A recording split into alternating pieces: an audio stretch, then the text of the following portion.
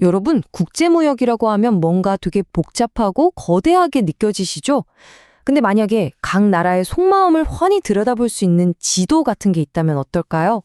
오늘은 바로 그 지도를 우리가 직접 한번 그려볼 겁니다.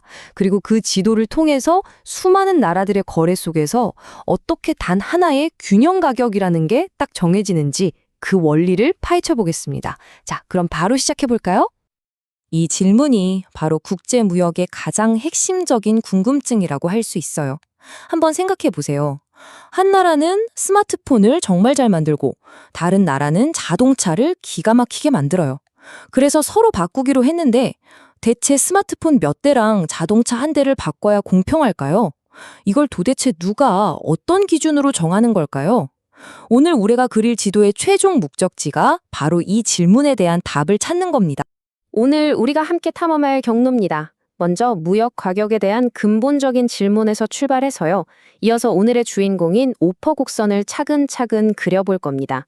그리고 그 곡선이 뭘 의미하는지 해석해보고 마침내 두 나라가 만나는 균형점을 찾아낸 다음 마지막으로 핵심 내용을 딱 정리하면서 마무리하겠습니다. 자, 첫 번째 단계입니다. 그 국제적인 가격이라는 걸 이해하려면요. 뭐부터 알아야 할까요? 맞습니다. 일단 한 나라가 나는 뭘 얼마나 팔고 싶고 뭘 얼마나 사고 싶은지 그 속마음, 즉 거래 의향부터 알아야겠죠? 바로 그 의향을 아주 명쾌하게 보여주는 강력한 도구가 하나 있습니다. 그 도구의 이름이 바로 오퍼 곡선입니다. 이름부터 좀 어려워 보이죠? 근데 걱정 마세요. 개념은 정말 간단합니다. 쉽게 말해서 한 나라가 세계 시장에 내놓는 모든 거래 제한들을 모아놓은 목록이라고 생각하시면 돼요. 가격이 이 정도면 우리 수출품 이만큼 줄 테니까 당신네 수입품은 이만큼 주세요와 같은 생각할 수 있는 모든 거래 제한을 점으로 찍어서 쭉 연결한 선. 그게 바로 오퍼 곡선입니다. 자, 이제 오늘 내용의 하이라이트입니다. 이 아주 중요한 오퍼 곡선을 대체 어떻게 그리는 건지 제가 하나하나 단계별로 보여드릴게요. 같이 한번 따라가 보시죠. 이 과정만 제대로 이해하시면 이 곡선이 사실 얼마나 직관적이고 간단한 건지 무릎을 탁 치게 되실 겁니다. 자, 여기 그림 왼쪽부터 한번 보시죠. 모든 건 한 국가의 선택에서 시작됩니다.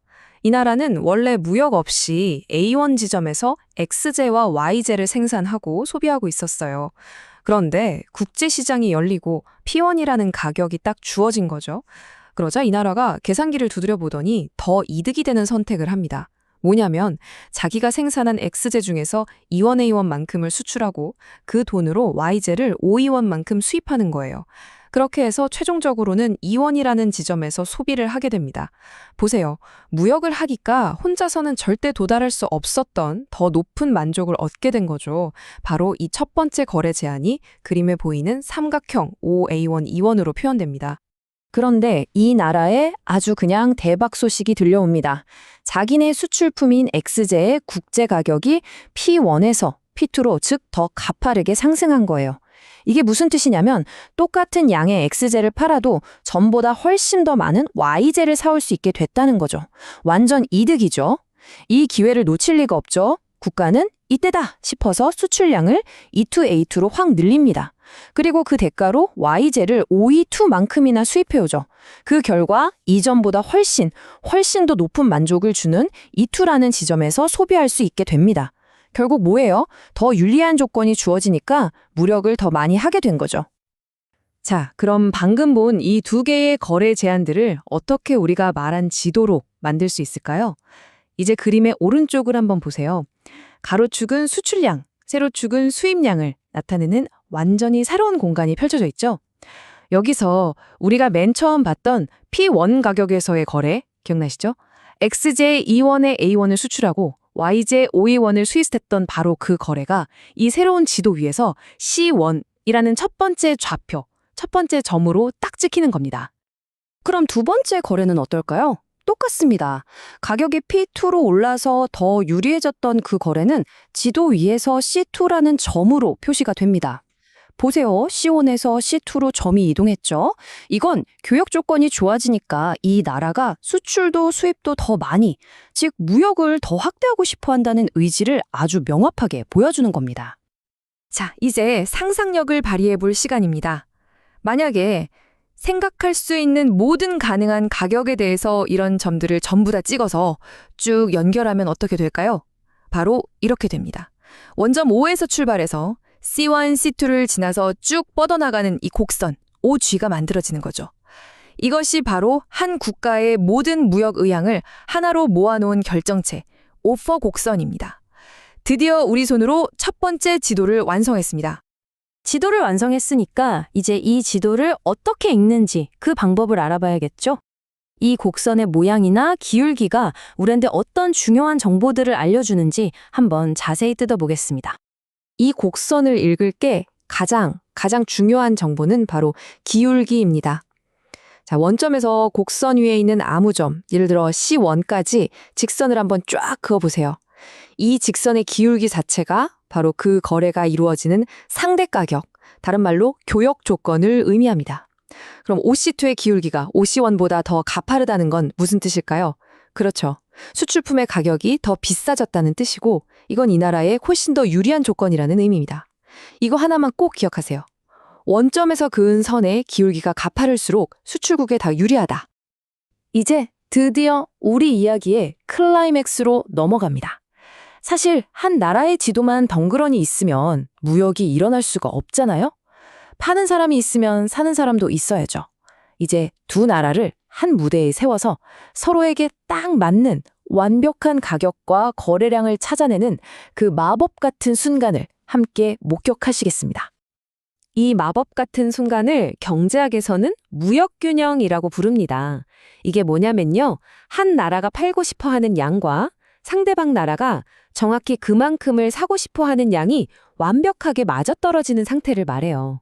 더 이상 가격을 좀 깎아달라거나 물량을 더 달라고 할 필요가 없는 모두가 만족하는 완벽하고 안정적인 합의점인 거죠. 자, 그럼 다시 한번 A국의 지도를 펼쳐보겠습니다. 우리가 아까 그렸던 오퍼 곡선, 오지가 여기 있네요. 이 곡선이 A국이 세상에 내놓을 수 있는 모든 거래 제한의 총집합이라는 거 다시 한번 기억해 주세요. 하지만 무역은 혼자 하는 게 아니죠. 자, 이제 A국의 거래 상대방인 B국을 무대 위로 모시겠습니다. B국은 A국과 반대로 Y제를 수출하고 X제를 수입하는 나라예요. 그래서 B국만의 고유한 오퍼곡선 OG 프라임을 가지고 있습니다. 이제 이 두 나라의 지도를 하나의 공간에 이렇게 딱 겹쳐놓으면 드디어 진짜 무역이 시작될 준비가 끝난 겁니다. 그리고 마침내 보이시나요? 두 곡선이 교차하는 단 하나의 점, 바로 저 A라는 점이 나타납니다. 여기가 바로 국제무역의 균형점, 그 마법의 순간입니다. 이 지점에서는요, A국이 팔고 싶어하는 X제의 양과 B국이 사고 싶어하는 X제의 양이 정확히 일치하고요. 동시에 B국이 팔고 싶어하는 Y제의 양과 A국이 사고 싶어하는 Y제의 양이 완벽하게 일치합니다. 다른 어떤 점에서도 이런 완벽한 일치는 일어나지 않아요. 오직 저 A점에서만 가능합니다. 그렇다면 이 완벽한 균형점에서 거래되는 가격은 대체 얼마일까요? 이제 여러분도 아실 겁니다. 바로 원점 O에서부터 이 균형점 A까지 쭉 이은 직선, P스타의 기울기입니다. 이 기울기가 바로 두 나라 모두가 동의하는 더 이상 변하지 않는 유일하고 안정적인 국제 균형 가격, 즉 최종 교역 조건이 되는 겁니다. 이 표를 보시면 균형 상태가 한눈에 들어옵니다. A국은 X제를 OX1만큼 수출하는데 B국이 정확히 그만큼을 수입해가죠. 동시에 B국은 Y제를 OY1만큼 수출하는데 A국이 정확히 그만큼을 수입합니다. 보세요. 세계 시장에 남거나 모자라는 물건이 하나도 없죠?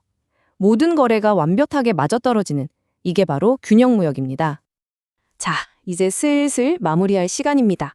오늘 우리가 함께 그려본 이 복잡해 보이지만 사실은 아주 아름다운 무역 균형의 지도에서 여러분이 꼭 기억하셔야 할 핵심 내용들만 다시 한번 깔끔하게 정리해 드릴게요. 국제 무역의 균형을 찾는 과정은 딱 이 4단계로 요약할 수 있습니다. 첫째, 각 나라의 오퍼 곡선을 그린다. 둘째, 두 나라의 곡선을 한 그래프에 겹쳐 놓는다. 셋째, 두 곡선이 만나는 교차점을 찾는다. 넷째, 원점에서 그 교차점까지 선을 그어서 기울기를 구하면 그게 바로 국제 가격이 된다. 이 논리적인 흐름만 머릿속에 넣어두시면 됩니다. 오늘 설명의 진짜 핵심, 딱 한 문장으로 요약해 드릴게요. 오포곡선은요, 한 나라의 그 복잡한 모든 경제 상황과 선택을 전 세계 누구나 쉽게 이해할 수 있는 무역 제안서라는 단 하나의 단순한 선으로 바꿔주는 정말 강력한 도구라는 겁니다. 바로 이 지도 덕분에 우리는 그 복잡한 국제 무역의 균형점을 눈으로 직접 찾아낼 수 있는 거죠. 마지막으로 여러분께 재미있는 질문 하나를 던지면서 마무리하겠습니다.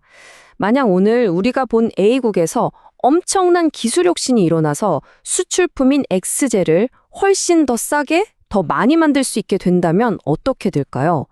A국의 오포곡선 지도는 과연 어떤 모양으로 바뀔까요? 그리고 그 변화는 B국과의 무역균형점 A를 어디로 이동시킬까요? 오늘 배운 내용을 바탕으로 한번 상상해 보세요. 이 질문에 대한 답을 스스로 그려볼 수 있다면 여러분은 이미 국제무역의 큰 그림을 이해하기 시작한 겁니다.